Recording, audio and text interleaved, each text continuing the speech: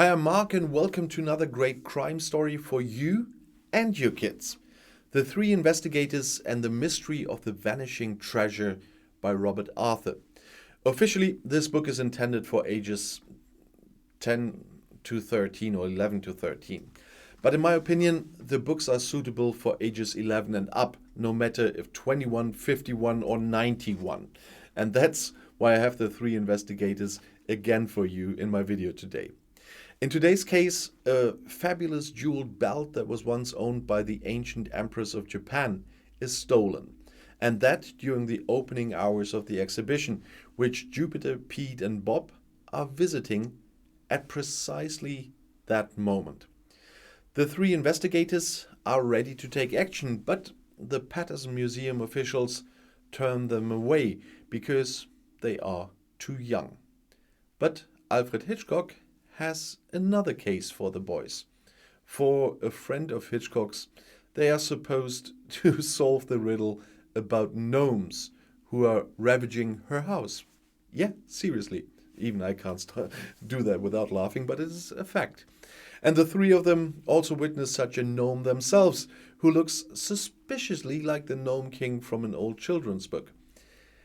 A strange fate caused by the son of the Japanese security chief brings Jupiter, Pete and Bob down, and the boys are soon surrounded by master criminals who will stop at nothing to keep their stolen property. And those two cases have more in common than meets the eye in the first glance. And then suddenly, Jupiter and Pete disappeared. Has the priceless belt been lost for good, or will the three investigators save the day? And will Pete and Jupiter show up again? Well, you will find out in this book. The Three Investigators are a junior detective team that originally emerged from a brain teaser club and is based in Rocky Beach, a fictional California coastal town located between Los Angeles and Santa Barbara. Jupiter Jones lives with his aunt Mathilda Jones and his uncle Titus Jones in a house on the outskirts of the city. His parents were killed when Jupiter was still a child. In the episode And the Rescue Ride, a car accident is clearly mentioned, although in another episode called The Empty Grave, however, there is talk of a disappearance after a plane crash. The headquarters of the three investigators is on the edge of Uncle Titus' junkyard.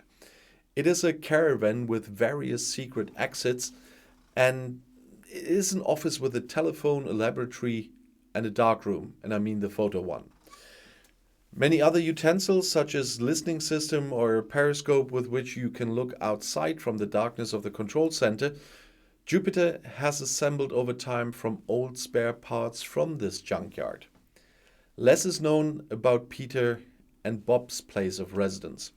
Bob's father is a sports, business, or political journalist for the Los Angeles Post, depending on the case what the three investigators could use for their cases at the moment. And Peter's father works as a film special effects technician. From time to time, they are supported in their criminal cases by Alfred Hitchcock, the chauffeur Worthington, and the police officers Superintendent Reynolds and Inspector Cotter. And if you want to find something about another exciting book, you can find another video right here on the end screen. And I'll see you there. Bis gleich.